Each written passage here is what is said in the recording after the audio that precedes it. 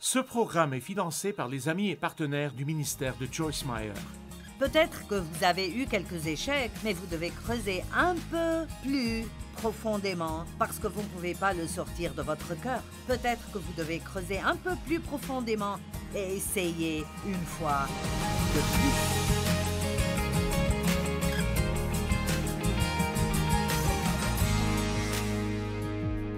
J'ai mentionné ce matin que j'ai entendu un homme que je regardais en ligne dire « En fait, il est mort il y a 40 ans. Un grand pasteur et enseignant de la Bible nommé Martin Lloyd Jones. Et tout d'abord, ça m'a encouragé que 40 ans après sa mort, j'apprends de lui.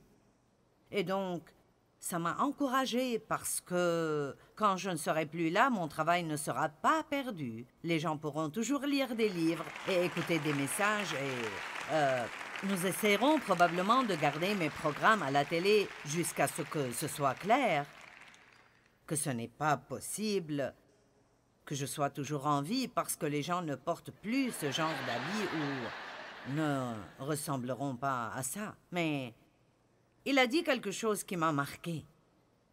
D'abord, il est évangélique et il était pasteur en Angleterre pendant longtemps. Et il a dit « Le plus grand déficit dans l'Église évangélique a été un manque d'enseignement concernant le diable. » Et c'est intéressant. Je vais à l'Église depuis un grand nombre d'années. J'étais croyante. Et je n'ai jamais entendu ce genre de message sur comment le diable nous ment et comment il nous attaque. Et c'est dommage.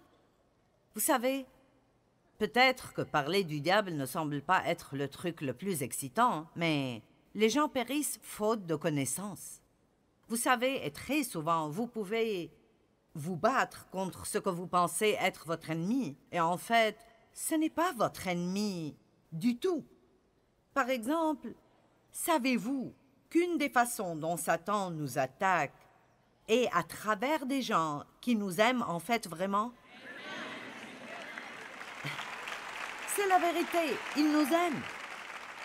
Ils ne réalisent pas qu'ils sont utilisés par l'ennemi. Ce n'est pas quelque chose qu'ils font exprès.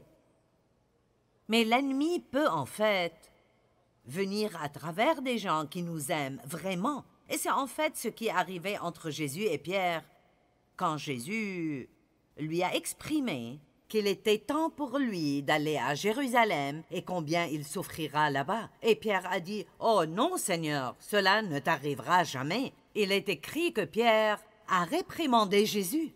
Il faut être vraiment stupide pour réprimander Jésus. Et c'est certainement un niveau élevé de stupidité. Et pourquoi Pierre a-t-il fait cela? S'inquiétait-il tellement pour Jésus parce qu'il ne voulait pas qu'il souffre? Ou avait-il déjà pensé que puisqu'il faisait partie du groupe, si Jésus allait devoir souffrir, il devra probablement souffrir aussi? Très souvent, les gens nous blessent et ils ne réalisent même pas qu'ils le font parce qu'ils essayent juste de s'occuper d'eux-mêmes, ou ils essayent de vous faire ce qu'ils veulent faire. Vous voyez, quand Dieu m'a appelé à faire ce que je fais, j'étais inconnue, plutôt impopulaire, spécialement dans ma dénomination dont je faisais partie à ce moment. Et les gens pensaient que j'avais perdu la boule. J'ai perdu la plupart de mes amis. J'ai été ostracisée par la famille. On m'a demandé de quitter mon église. C'était un temps très difficile. Et vous savez, tous ces gens ont commencé en disant « Maintenant, nous t'aimons. » Nous voulons que tu saches que nous t'aimons. Et honnêtement, j'ai vraiment senti que j'avais tort et que je faisais la plus grande erreur de ma vie. Mais l'ennemi essayait de les utiliser. Et vous savez, s'il y a quelqu'un à qui nous voulons vraiment plaire, c'est les gens qui importent pour nous. Vous savez, si quelqu'un vous désapprouve et vous vous foutez de ce qu'il pense, c'est facile de ne pas les écouter. Mais quand c'est quelqu'un qui importe pour vous et vous voulez son approbation et que c'est la personne que l'ennemi essaye d'utiliser, ça devient plus difficile. Eh bien, vous savez, Jésus, il a reconnu la source de ses problèmes beaucoup mieux que nous le faisons parfois. Il a compris les choses plus vite que nous le faisons et il s'est immédiatement tourné vers Pierre et a dit « Arrière de moi, Satan. Tu es une offense, un obstacle et tu es sur mon chemin. » C'est dans Matthieu 16. Donc, que disait Jésus? Tu es utilisé par le diable pour essayer de m'arrêter de faire la volonté de Dieu. Arrière de moi. Maintenant, je ne recommande pas de regarder vos amis droit dans les yeux et de leur dire « Arrière de moi, Satan ». Ça ne passera pas très bien, mais le principe est le même. Nous devons vraiment écouter de Dieu. Et ça ne veut pas dire de ne pas écouter les gens. Il y a de la puissance dans le conseil divin, mais sachez bien qu'à la fin, vous devez suivre votre cœur, car si vous ne le faites pas, vous vous demanderez toujours ce qui serait arrivé si vous aviez fait ce que vous avez senti que Dieu voulait que vous fassiez. Donc, nous ne luttons pas contre la chair et le sang. Votre guerre n'est peut-être pas contre qui vous pensez. Nous ne luttons pas contre la chair et le sang, mais contre les dominations, contre les princes de ce monde de ténèbres. Ce n'est pas un sujet très agréable, mais il y a des esprits mauvais qui sont partout. Vous ne pouvez pas les voir. Ils sont dans l'atmosphère entre ici et le ciel. Et ils feront absolument tout, et écoutez-moi, ils feront absolument tout ce qu'ils peuvent possiblement faire pour voler votre joie, vous rendre misérable, vous garder de savoir qui vous êtes vraiment en Christ, et vous gardez, écoutez-moi, vous gardez d'accomplir votre destinée. L'un des plus grands outils, si ce n'est pas le plus grand outil, que Satan utilise contre les gens est la peur, des sentiments de peur. Satan offre toujours l'opposé de ce que Dieu veut vraiment que nous ayons, et Dieu veut que nous ayons de la foi. Tout ce que nous recevons de Dieu est par la foi, mais nous recevons en fait du diable par la peur. Et donc la seule façon de vaincre la peur est par la foi. Et la Bible dit que Dieu ne nous a pas donné un esprit de peur, mais de puissance et d'amour et de sagesse. Et la Bible amplifiée dit « et un esprit de maîtrise de soi ». J'aime cela. Maintenant, juste une leçon rapide. Ça ne fait pas partie de mon message, mais nous allons juste suivre l'esprit aujourd'hui. La peur est un sentiment, c'est un esprit qui crée des sentiments. Et c'est des sentiments que quelque chose de mauvais arrivera. Vous pouvez trembler ou avoir peur, vous pouvez avoir des pensées farfelues. Et vous savez, pendant des années, j'ai essayé d'enseigner aux gens de ne pas avoir peur. Et finalement, Dieu m'a donné un message qui m'a tellement aidé et qui a aussi aidé tellement d'autres personnes. Et Dieu n'a jamais dit dans tous les endroits dans la Bible où il est écrit « n'aie pas peur ». Et j'ai entendu dire qu'il y en a 365, un pour chaque jour de l'année.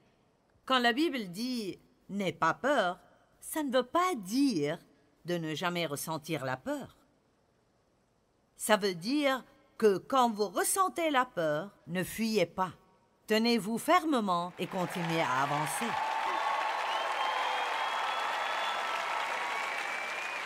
Le courage est en fait le fait d'avancer dans la présence de la peur. J'avais tellement peur au début, lorsque j'ai commencé à faire ce que je fais. J'avais si peur quand Dieu m'a dit de quitter mon travail et de lui faire confiance et de me préparer pour le ministère. J'étais habituée à prendre soin de moi-même. Je ne voulais pas dépendre tellement de quiconque. Mais quand je regarde en arrière et je pense, qu'aurais-je manqué si je n'avais pas essayé en croyant que j'avais raison? Essayez en croyant que j'entendais de Dieu. Et je ne suggère pas que quiconque ici ne soit insensé et fasse des choses bizarres sans avoir de la sagesse ou sans y penser. Mais je suggère fortement aujourd'hui que vous ne laissiez pas la peur régner dans vos vies et que vous... Maintenant, écoutez-moi. Et que si vous le devez, vous serez prêt à avoir tort pour savoir si vous avez peut-être raison. Allez, je pense que je devrais dire ceci de nouveau. Être prêt à avoir tort juste pour savoir si vous avez raison. Je ne sais pas ce que Joel a ressenti quand il a décidé d'acheter ce bâtiment pour en faire une église. Qui aurait l'audace de penser qu'il pourrait remplir cet endroit? J'ai eu peur pour lui juste en pensant à cela, donc je ne peux même pas imaginer combien il était effrayé. Et il y a peut-être eu beaucoup de personnes qui ont pensé « ce n'est pas une décision sage, ce n'est pas une bonne chose à faire », mais il a été assez courageux. Allez.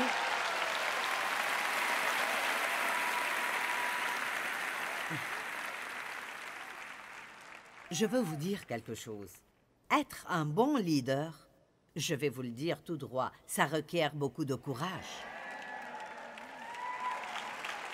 Il faut vraiment beaucoup de courage. Et je respecte les personnes qui sortent et essayent. Je préférerais en fait essayer et échouer que vivre ma vie dans une petite zone de confort où je suis sûre de ne jamais faire de progrès, où je ne parais jamais mal devant personne. Donc gardez en tête qu'à chaque fois que vous essayez de faire des progrès dans votre vie, le diable essaiera de trouver une raison de vous effrayer et beaucoup de la peur se transforme en « Eh bien, que penseront les gens? Que penseront les gens ?» J'aime ce que Paul a dit dans Galates 1:10. Si je cherchais encore à plaire aux hommes, je ne serais pas maintenant serviteur du Seigneur Jésus-Christ. Amen. Nous voulons tous être aimés, mais si votre popularité est votre but le plus important, n'essayez même pas de faire la volonté de Dieu dans votre vie, car ça n'arrivera pas. Et je pense que peut-être que Dieu me guide dans cette direction juste pour un tout petit moment, parce qu'il y a des personnes ici qui sont...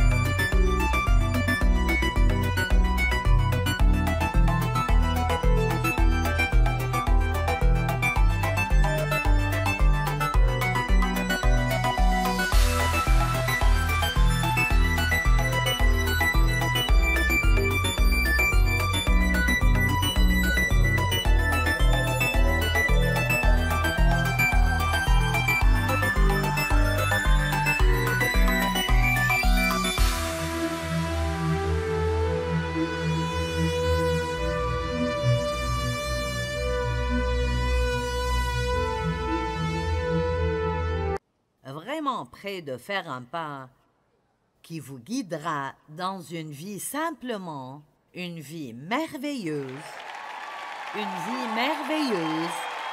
dans un merveilleux nouveau chapitre dans vos vies. Et le diable essaie vraiment de vous arrêter de le faire. Et ne soyez pas surpris s'il utilise des gens qui vous aiment et que vous avez vraiment besoin d'avoir près de vous. Ne vivez pas dans la peur. Avancez dans la peur. Je vais raconter une histoire, peut-être que vous la connaissez, mais je le ferai rapidement. J'ai cru que Dieu me donnerait une opportunité de prêcher et que quelqu'un me demanderait de prêcher, que ce soit une petite étude biblique ou... Je voulais quelque chose de grand. J'avais une grande vision. Et pendant des années, je faisais de petites choses. Et quand vous croyez pour de grandes choses, les petites ne vous enthousiasment pas. Amen. Mais vous ne pouvez pas mépriser les petits commencements. C'est là que votre fidélité est testée. En résumé, j'ai finalement eu 2 opportunités de prêcher. L'une était à Colorado et l'autre était à Jacksonville, en Floride. Eh bien, celle qui était à Colorado...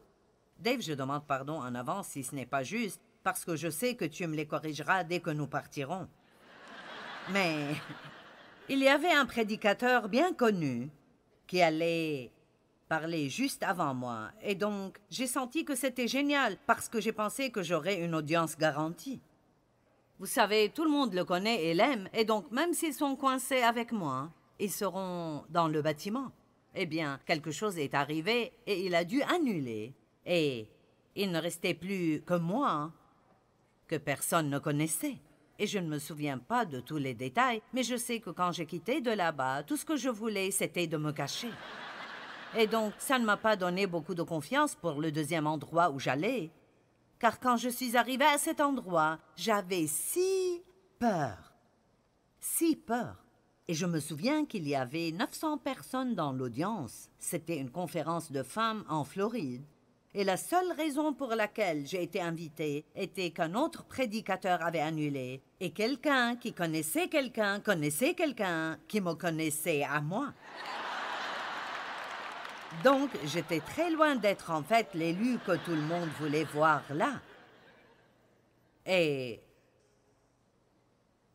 oh mon Dieu, je me suis levée. J'ai tellement prié. Je veux dire, j'ai prié. Et donc, le premier jour, ça arrivait le vendredi soir, tous les prédicateurs étaient dans la première rangée. Et tout le monde était quelqu'un que tout le monde connaissait. Et puis, il y avait Joyce. Je veux dire, tout le monde avait un titre. Évêque ceci, révérend ceci, docteur cela, pasteur tel ou tel. Et Joyce, de Fenton, dont personne n'a jamais entendu parler. Et donc, j'ai eu cette grande vision de vendre des messages. Ce n'était pas juste pour faire de l'argent. J'ai senti que Dieu disait, tu iras partout et tu auras un grand... En ce temps-là, il y avait des cassettes, un ministère de cassettes d'enseignement. Eh bien, ce qui est intéressant maintenant est que nous sommes sur la télé dans les 2 tiers du monde, en 93 langues, et tous ces messages sont en format digital. Donc, oui, ce n'est pas comme les anciennes cassettes, mais tout est enregistré et filmé. Et donc, nous amenions toujours beaucoup de ressources avec nous, où que nous allions. Nous amenions tous ces disques. Je ne pense pas que j'avais écrit de livres en ce temps, et donc Dave amenait tout. Il portait tout, il faisait un étalage, et il les vendait, et il faisait les comptes, et nous faisions une bonne équipe. Il y avait moi et Dave, et un conducteur de louanges qui jouait de la guitare, du piano et de la batterie avec son pied. En fait, l'autre jour, j'ai regardé notre quatrième programme télé qui a été diffusé il y a 24 ans. Ils ne pouvaient pas trouver le premier. Ils m'ont donné le plus ancien. Et c'était si pathétique. Je veux dire, si vous pouviez voir. De toute façon, je n'ai pu voir qu'une petite partie et j'ai pensé, je ne peux pas croire que c'était aussi moche. Parce que, vous savez, les enregistrements en ce temps-là n'étaient pas si clairs. Et donc,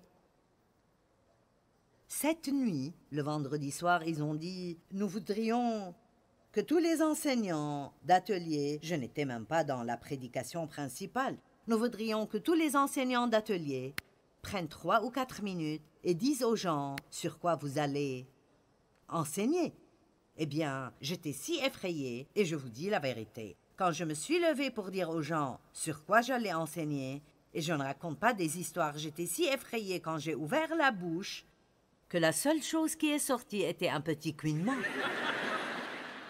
Je devais faire un choix. Peut-être que certains d'entre vous sont à un endroit maintenant où vous devez faire un choix. Je pouvais soit fuir et retourner à Fenton comme le diable me disait de faire.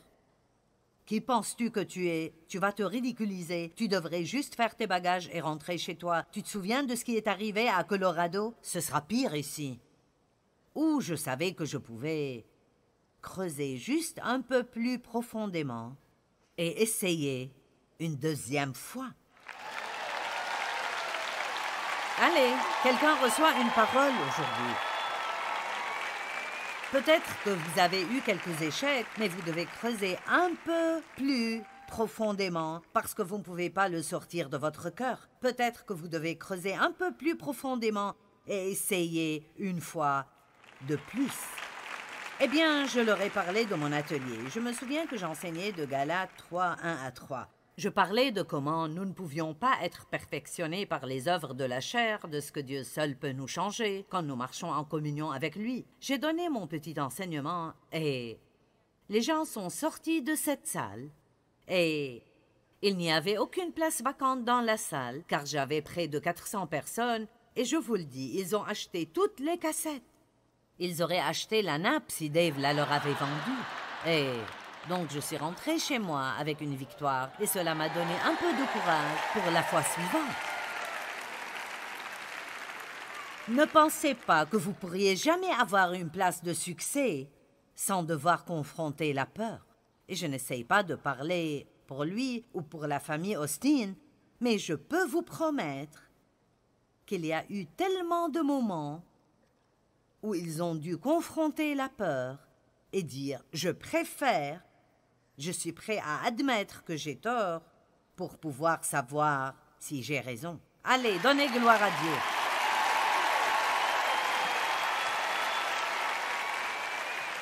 Maintenant, vous faites partie de l'armée de Dieu. Nous sommes des soldats dans l'armée de Dieu, et pour être honnête, si le diable ne vous gêne pas, votre condition est pire que la sienne. Car s'il ne vous gêne pas, ça veut dire que vous ne le gênez pas. Allez.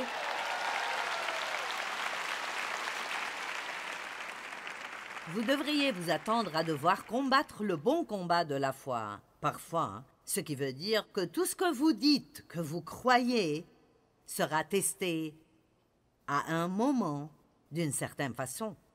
Mais, Dieu merci, nous avons des armes, nous avons une armure. La parole, le nom et le sang sont tous des armes. Ce sont des choses que nous pouvons utiliser. Quand vous avez des problèmes et tout ce que vous pouvez dire est Jésus, c'est puissant. Rappelez-vous la puissance qui est dans le sang. Rappelez-vous dans l'Ancienne Alliance, quand l'ange de la mort allait passer et Dieu leur a dit de tuer un agneau et de mettre le sang sur les 2 montants et le linteau de la porte et de rentrer et de prendre l'agneau et de le manger, de le prendre en eux pour que l'ange de la mort passe par-dessus eux. Nous devons retourner à certaines choses que nous avons abandonnées et nous rappeler qu'il y a de la puissance dans la parole de Dieu. Ce que je fais maintenant est puissant. Ça pénètre votre cerveau et entre dans votre esprit. Et comme vous méditez sur cela, ce sont ces choses qui vous sauveront quand vous faites ces guerres au minuit de votre vie.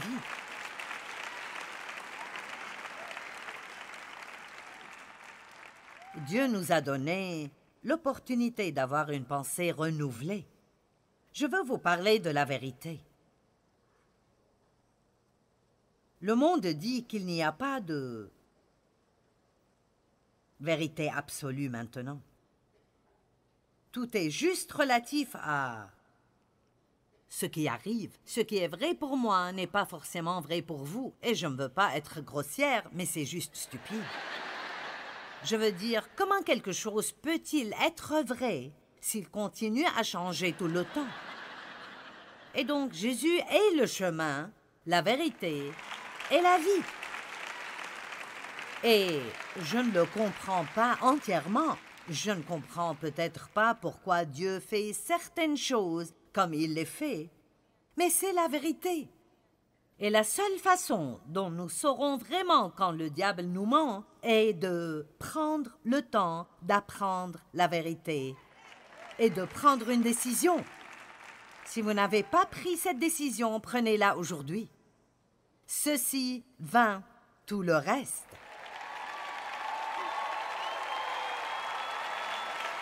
Nous devons retourner à la parole. Le péché est toujours le péché.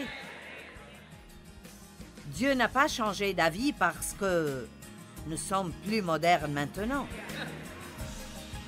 Il ne change jamais, sa vérité ne change jamais.